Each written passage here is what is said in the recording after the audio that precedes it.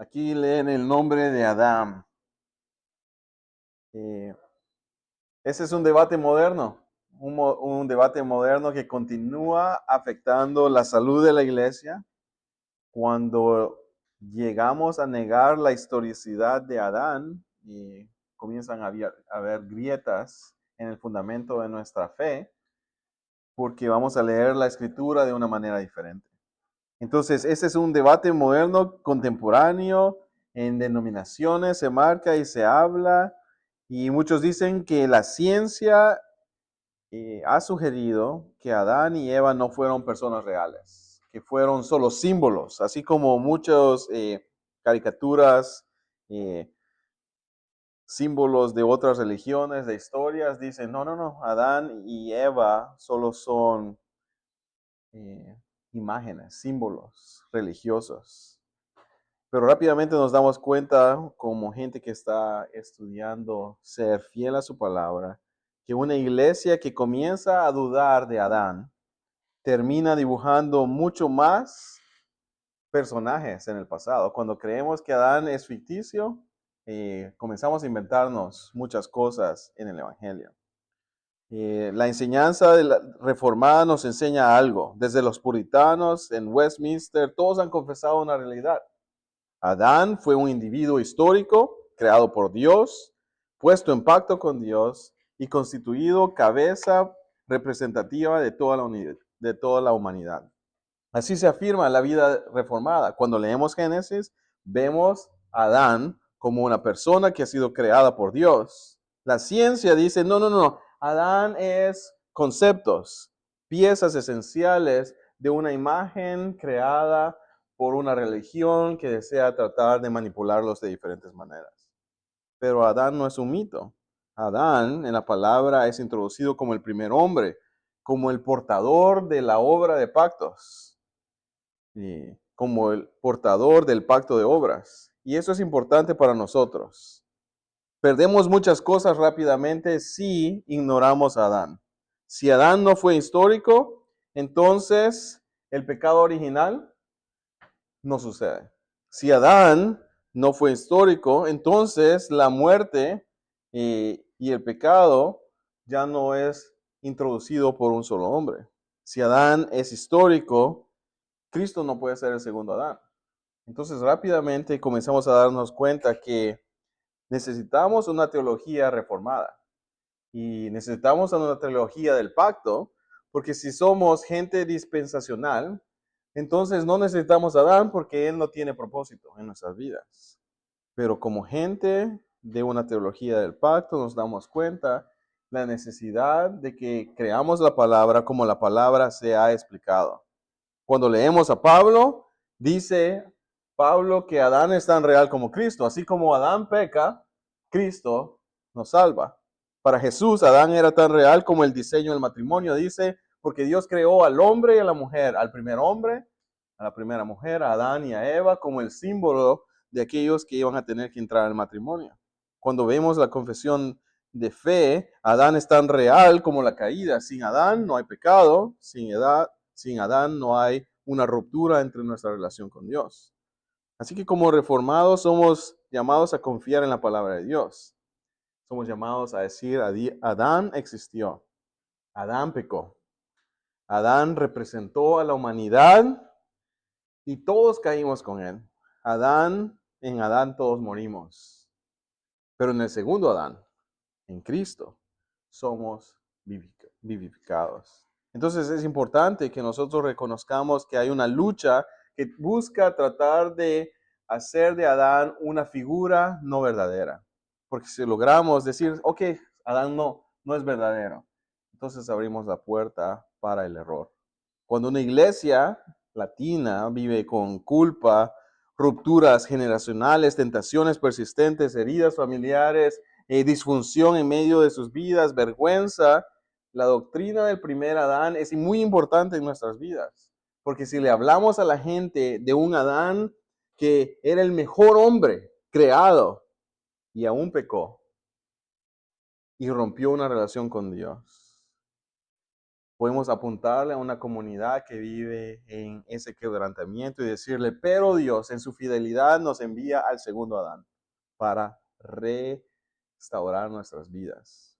Entonces, hablar de Adán no es filosofía, es medicina. Nos da la oportunidad de diagnosticar el corazón humano y hablar del problema del pecado para traer la solución. Cristo, el segundo Adán, ha venido. Entonces, somos llamados a darnos cuenta que si perdemos a Adán, perdemos demasiadas cosas. Perdemos el origen del pecado, porque el pecado entró por un hombre. Perdemos la universalidad de la muerte. Todos los hombres han muerto en Adán. Perdemos también el paralelismo entre Cristo y Adán. Perdemos el sentido de pactos de obras porque Dios viene a la vida de Adán y crea un pacto con él. No comas de este árbol. Ese es el pacto de Dios de obras con Adán. Haz todo, come de todo, disfruta de todo, llena la tierra, trabaja la tierra, construye la tierra, conquista el mundo, pero no comas de este fruto de este árbol. Adán fue puesto como representante en el jardín del Edén con un pacto de obras. Él sí tenía que vivir por obras. Haz todo, cumple todo, no hagas esta una cosa. Si Adán hubiera sido fiel, el Señor hubiera traído vida eterna, quizás. Pero Adán pecó y el pacto de obras se terminó. El pecado entró. Y si Adán desaparece, la estructura del representante federal lo perdemos y ya no hay necesidad de un Cristo. Si perdemos el fundamento de la humanidad bíblica, si un Adán histórico, no podemos hablar de un humano pecador, no podemos hablar de un humano hecho a la imagen de Dios, no podemos hablar de la responsabilidad moral original. Los hombres tienen que trabajar. ¿Cómo entendemos la caída? Todo queda sujeto a reinterpretación. Y cuando vemos nuestra cultura y la iglesia liberal en los Estados Unidos, nos damos cuenta. Estamos perdiendo todas esas posturas y todas esas creencias de la palabra. Hemos encontrado grietas y la verdad del evangelio se pierde. Entonces, como alguien me dijo esta semana de Thanksgiving, uno de mis vecinos, yo voy a ir a tu iglesia, me dijeron. Yo dije, finalmente, ya llevo 4 años invitándolas a venir a nuestra iglesia. Voy a ir a tu iglesia si bendices a todos mis animales en un servicio especial. ¿Qué? ¿Qué estás hablando? Cuando perdemos conciencia de la verdad histórica, me dice, sí, porque fui a otra iglesia y me bendijeron a todos los animales el año pasado, hicieron un culto especial para animales. Cuando perdemos la veracidad de la palabra del Señor, le damos la oportunidad que cualquier cosa entre, porque ya no es acerca de lo que creemos y la verdad y lo histórico. Perdemos el realismo del quebrantamiento humano, de que Adán cayó y que entonces todos hemos heredado corrupción y que el problema de la humanidad es moral, pero mayormente espiritual. Y que Dios mandó a la cruz a alguien que viniera a pagar por el precio de nuestros pecados. Si perdemos el poder pastoral del evangelio, entonces todo es simbolismo y ya no tenemos la capacidad de apacentar ovejitas. Veamos lo que Dios tiene en el pacto. El pacto de obras. En Génesis no solo se narran eventos antiguos, se revela que Dios se acerca. Dios se acerca y promete atar a un pueblo a su propia vida. El pacto, ese es el hilo que encontramos a través de la escritura. Sin pacto en la Biblia, solo todo es una colección de historias. Pero con el pacto de Dios, toda la historia se convierte en una historia del amor del Redentor a un pueblo que Él desea salvar. Para nosotros como pastores, los pactos se convierten en una brújula que muestran que Dios nunca está improvisando, que la historia humana no está perdida, que el pueblo de Dios vive sostenido por promesas firmes. La palabra de Dios es capaz de traer transformación. Y es aquí donde en Génesis 1 al 3 vemos ese pacto de obras que les había mencionado. En el jardín del Edén, Dios establece un pacto con Adán. Si alguien puede leer Oseas 6, versículo 7. Aquí nos damos cuenta que Dios ha establecido un pacto con Adán.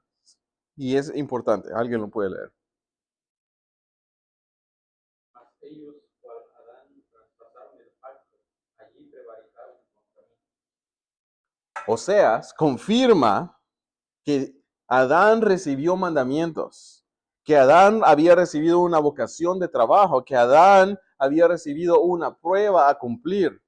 Debía obedecer perfectamente en Oseas 6:7. La vida, la comunión y el reino estaban asegurados si Adán permanecía fiel. La promesa de obediencia era vida eterna. Pero cuando Adán cae, no solo cae él, cae toda la humanidad. Su ruptura del pacto trae culpa, trae corrupción, trae muerte. El mejor ser humano creado no pudo llevar las cargas de la humanidad. Verdaderamente necesitamos de la ayuda de Dios. Aquí comienza esa gran necesidad de un mediador mejor que un ser creado. Aquí comienza en Génesis 1 al 3 la fotografía que todo ser humano necesita. Todos necesitamos la ayuda de Dios.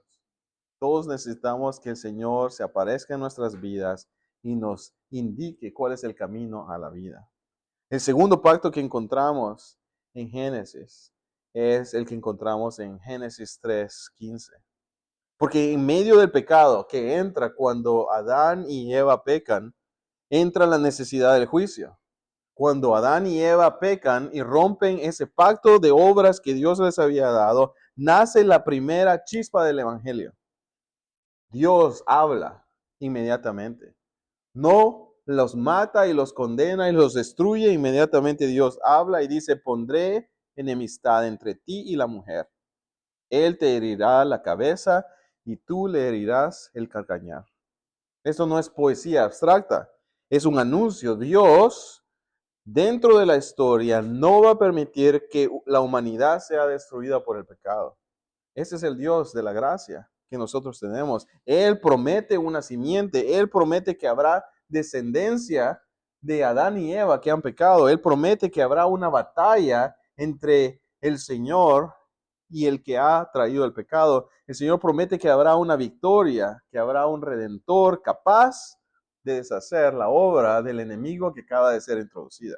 Entonces, Génesis 3:15 es el río, es el hilo que va a correr por toda la historia bíblica, es la promesa, es la voz, el eco en las historias de todo el Antiguo Testamento que dicen, ¿será este el hijo? Cuando nace Caín y Abel, la pregunta de sus padres es, ¿será este el hijo de la promesa? Cuando Caín mata a Abel, no lo fue. Cuando Seth nace, la pregunta de su madre, ¿será este el hijo? Cuando cada vez que hay el nacimiento de un nuevo niño en el Antiguo Testamento, ¿será este el nuevo hijo? Y cuando leemos sus historias, vamos viendo la vida va bien, pecaron. No fue este. ¿Será este? Vemos la historia del nuevo y pecan. No es este. ¿Será este? Después, cuando termina el Antiguo Testamento, llega el momento de silencio. 400 años entre el Antiguo Testamento y el Nuevo Testamento. Eventualmente, aparecen los ángeles y dicen, hoy ha llegado ese día. El Señor ha traído su luz. Nacerá un niño. Entonces, Génesis 3:15 comienza el anuncio del pacto de Dios que Él va a redimir. Que cuando leemos su palabra, va a haber esas promesas a los patriarcas que los van a sostener, que los van a inspirar a los profetas cuando ven a un pueblo en pecado, van a buscar, conocer cuándo vendrá ese Salvador. Hay una expectativa mirando hacia el futuro, ¿vendrá? ¿Cuándo vendrá? ¿Cuándo vendrá? Ante el pacto de obras que fracasó, Dios da esa promesa de su gracia. Después viene el pacto con Noé. Cuando este mundo que ha entrado en pecado y ha recibido una promesa que viene una simiente que va a traer fin al pecado, entra, y nos damos cuenta que el pecado está destruyendo. Aunque hay una promesa de que viene la gracia de Dios por medio de aquel que va a destruir a la serpiente, hay un mundo que está multiplicando el pecado. Un mundo que se merece la destrucción que trae el pecado. Y es ahí donde mientras vemos que el pecado se merece la muerte, el pacto con Noé entra. El pecado demanda destrucción, la muerte del culpable. Por eso vemos que el diluvio viene y lava todo el mundo porque el pecado se está multiplicando. Pero ahí Dios, en medio de un mundo corrupto, el Señor comienza a guardar a una familia. Guarda la familia de Noé. Y Dios hace un pacto no solo con Noé, sino que con toda la humanidad. Aunque todos han pecado, aunque todos están destituidos de la gloria de Dios, aunque todos se merecen ser destruidos, Dios promete que va a preservar el orden del mundo. Va, aunque ha destruido a un gran grupo de la humanidad, el Señor promete con el arco iris que va a preservar el orden del mundo, ciclos y estaciones, va a permitir que exista la estabilidad. ¿Y por qué eso es importante? ¿Por qué necesitamos este pacto con Noé? Lo necesitamos porque la redención va a necesitar un escenario. Necesitamos ese escenario donde el Salvador va a nacer. Si la creación se desordena permanentemente, el plan que el Señor ha dado en Génesis 3:15 no puede suceder. Pero el arco iris no solo entonces es un símbolo bonito o un símbolo para nuestro contexto de hoy, es una declaración que Dios está sosteniendo todo el mundo hasta que la historia llegue a su conclusión final. El Salvador viene, Él restaurará todas las cosas. Emmanuel será Dios con nosotros. Y es ahí donde viene el siguiente pacto, el pacto de Abraham. En un escenario estable vemos que Dios se va a venir a juntar con una familia. Es en el corazón de Génesis, en el punto donde Dios se acerca a una familia que Él le va a decir a una familia que no tiene hijos todavía, que Dios va a bendecir a todo el mundo por medio de ellos. Dios le promete a Abraham, tendrás tierra, un hogar preparado por Dios, tendrás descendencia, una familia que te es imposible en este momento, pero te la garantizo, será garantizada. El Señor le dice, tendrás bendición. Mi plan alcanzará a todas las familias de la tierra y por medio de ti todos serán bendecidos. El pacto que Dios le da a Abraham es la semilla del Evangelio. Y Pablo lo dice con claridad. ¿Alguien puede leer Gálatas 3:8?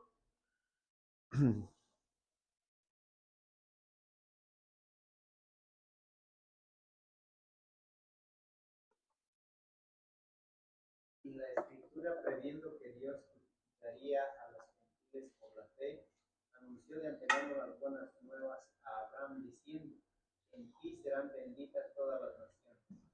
¿Sí? Pablo lo dice con claridad. El Evangelio ha sido anunciado con Abraham. Y en la fe de Abraham encontramos el DNA espiritual de todo creyente que va a venir. Dios lo llamó a salir y venir en pos de él. Dios le promete acompañarlo donde él vaya. Dios le dice, te voy a bendecir y voy a bendecir a toda persona a que tú bendigas. Dios le dice, yo voy a hacer este pacto contigo porque tú no puedes salvarte a ti mismo. Yo prometo estar contigo, salvarte. No es que Abraham era fuerte, no es que él era perfecto, no fue un héroe, pero él sí fue el receptor de fe. Él recibió un pacto inmerecido. Él dijo, hágase tu voluntad, Señor. Él le creyó al Señor. Y cuando Dios le habló y él creyó, el Señor tomó su fe como justicia. De verdad, el oír los pactos de Dios en Génesis nos animan porque no es acerca de ellos. Ellos son demostrados verdaderamente como vasijas de barro, pero el Señor está depositando dentro de ellos el tesoro de su vida. Es a través de la historia que vemos la estabilidad del pacto de Dios en un mundo inestable. El pueblo del Señor va a cambiar de tierras, se van a mover, van a estar caminando en lugares donde hay diferentes leyes, diferentes gobiernos, diferente gente en poder, diferentes sistemas que están gobernando las tierras donde Abraham tiene que caminar y creer que Dios lo está llamando. Nuestras iglesias así existen. Tenemos gente que ha venido de diferentes países, de diferentes leyes, de diferentes gobiernos, de diferentes sistemas y se hacen la pregunta, ¿podrá Dios darme lo que yo necesito para una vida segura? Y ahí en la palabra del Señor encontramos que Dios es un Dios de pactos y Él no cambia. Lo que Dios ha jurado en el Edén, que le juró a Noé, a Abraham, sigue vivo en la persona de nuestro Señor Jesucristo. El pacto de gracia no se ha diluido, no ha desaparecido, no se ha separado. El pacto de gracia continúa invitándonos a venir. Aquel que confiese en el Señor Jesús será salvo.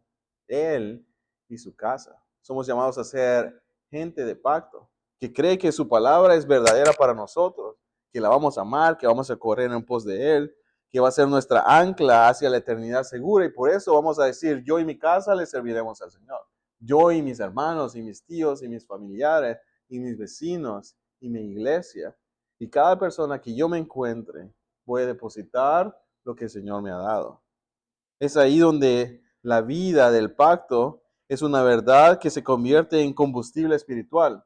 Gente que no lo merecía fueron elegidas para ser contenedores de una verdad que transforma la vida de personas y sus familias y por generación en generación en generación.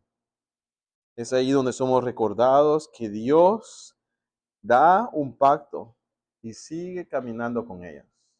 Y eso es hermoso saberlo. El Señor desea caminar con nosotros y que nosotros caminemos con Él.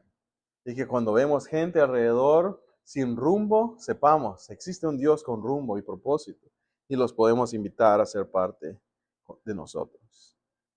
Así que vayamos y veamos otra realidad de Génesis. Dios escoge hombres: Adán, Noé, Abraham, Isaac, Jacob y José.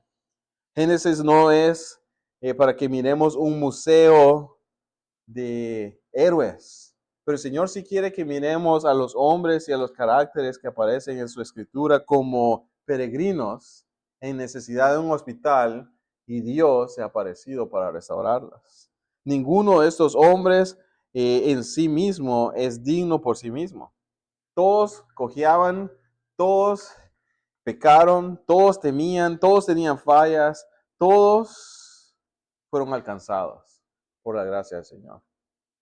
Y Adán es el primero.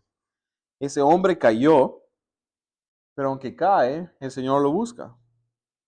Y en Génesis 1, 26 al 27 dice que Adán fue creado con dignidad. En Génesis 2, 15 el Señor le da trabajo. Tienes que ir a cultivar y guardar. El Señor le da una advertencia clara: no comas de ese árbol. Pero es desobediente.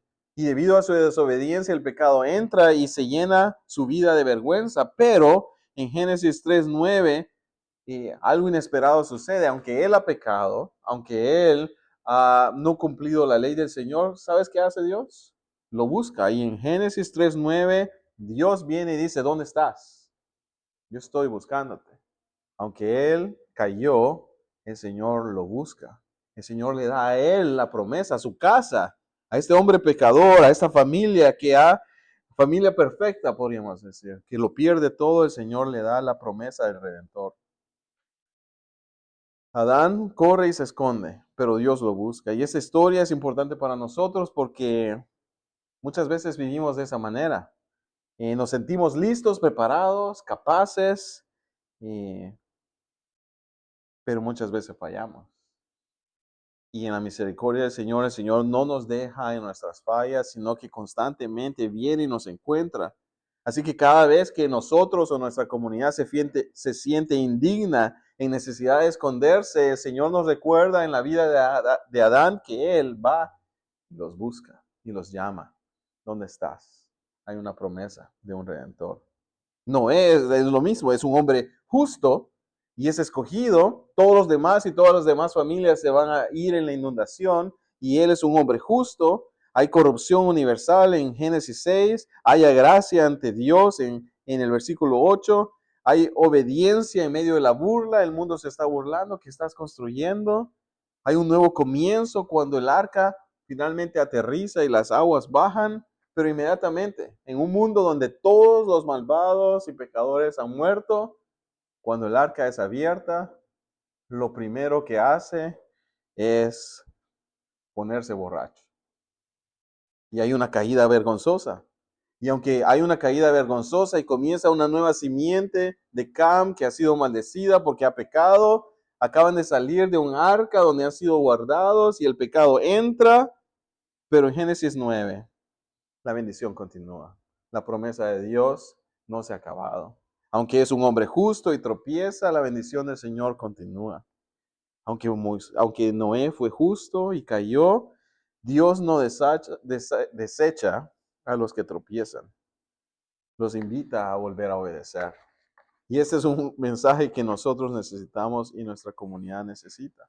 Para un pastor que siente que sus pecados constantes lo persiguen, Dios nos enseña la vida de Noé.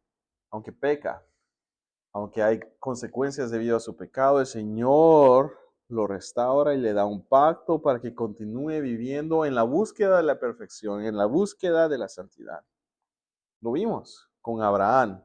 Es un peregrino llamado a vivir por la gracia del Señor, llamado soberano, escucha la voz del Señor, recibe promesas imposibles, pero en medio de la jornada de ir en pos de este Dios que le dice, yo te voy a enseñar dónde ir, llegan a Egipto y lo primero que se le ocurre es, tengo que mentir para guardar a mi esposa, porque yo tengo que poner ahora en control de guardar mi casa. Y fracasa y miente. Pero el Señor en su misericordia le habla al rey de Egipto y le dice, no te metas con la esposa de mi hijo. Vemos su duda al tener otra esposa y a tener a Ismael. Pero a pesar de que están creando nuevas familias y cometiendo errores, Dios ha hecho una confirmación de su pacto, de que Él lo ha elegido y que Él está siendo usado por la gloria del Señor para que una nueva comunidad de fe exista.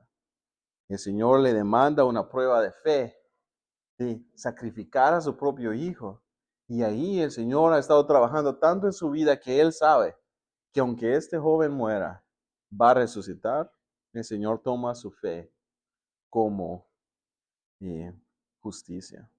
Abraham mintió, dudó, se desesperó, se rió de incredulidad junto con su esposa cuando el Señor les dio promesas, pero aún así Dios los sostuvo.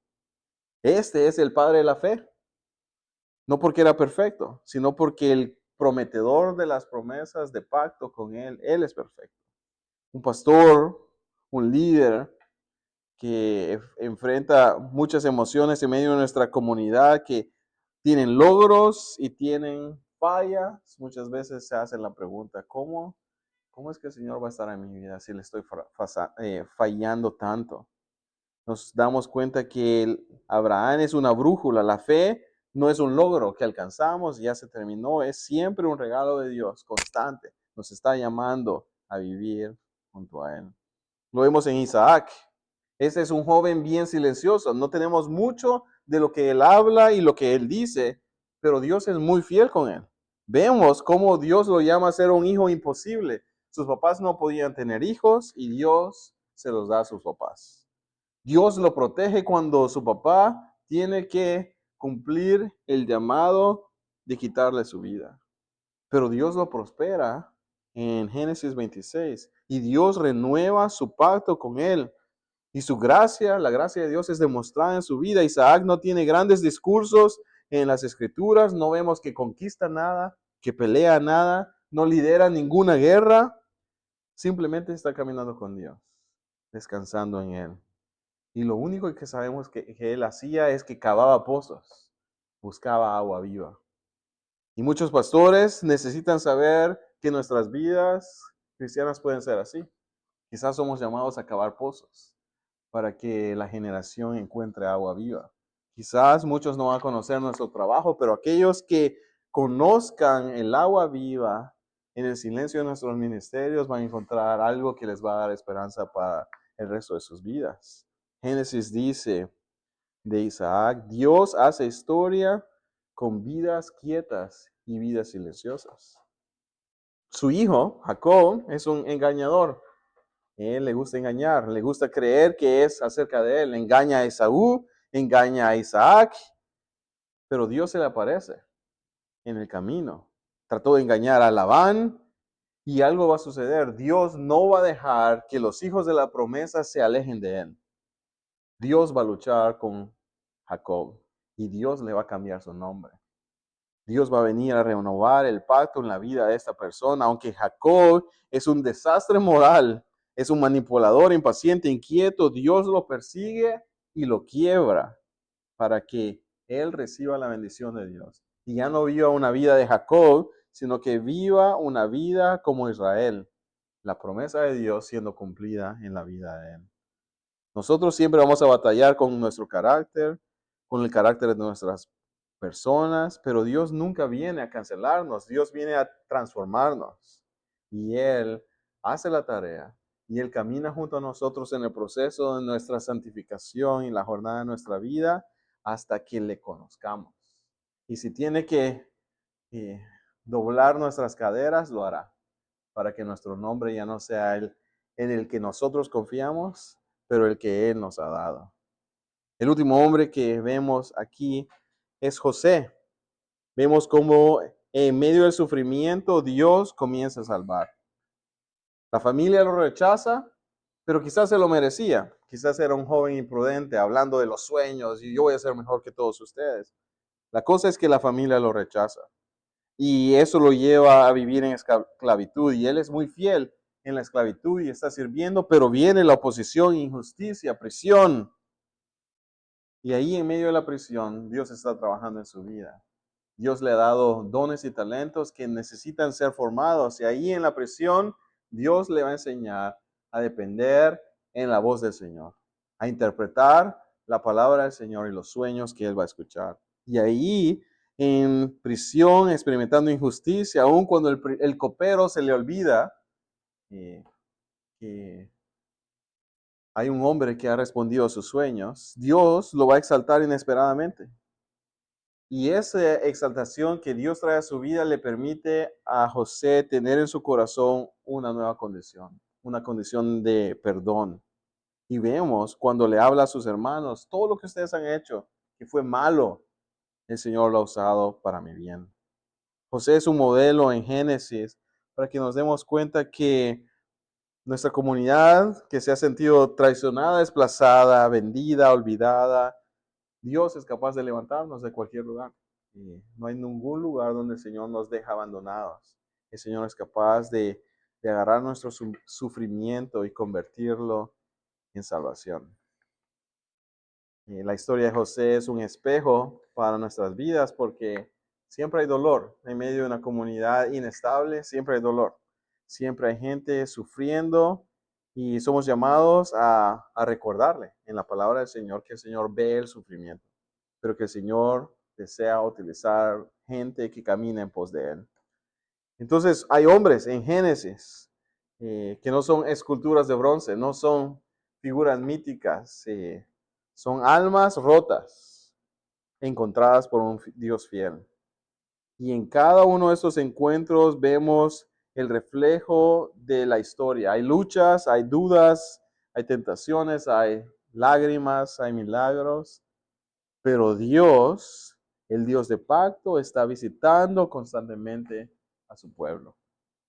Dios sigue escribiendo historias de esta manera y formando peregrinos. Entonces, Génesis es bien importante para nuestras vidas. Muchas veces lo vemos como las historias y se nos olvida darnos cuenta que si Dios está trabajando maneras de pacto, significa que de principio a fin, Él desea que entendamos su palabra por medio del fundamento. Y el fundamento comienza en Génesis. Porque si Dios creó, entonces vamos a entender por qué necesitamos conocer Apocalipsis. Porque Dios triunfó. Dios crea y Dios triunfa. Y necesitamos invitarle a nuestra comunidad a vivir como gente de un Dios que ha creado todas las cosas. Tomemos el descanso aquí y comenzamos esta otra sección donde vamos a hablar de las mujeres que encontramos en Génesis y lo que podemos aprender de ellas.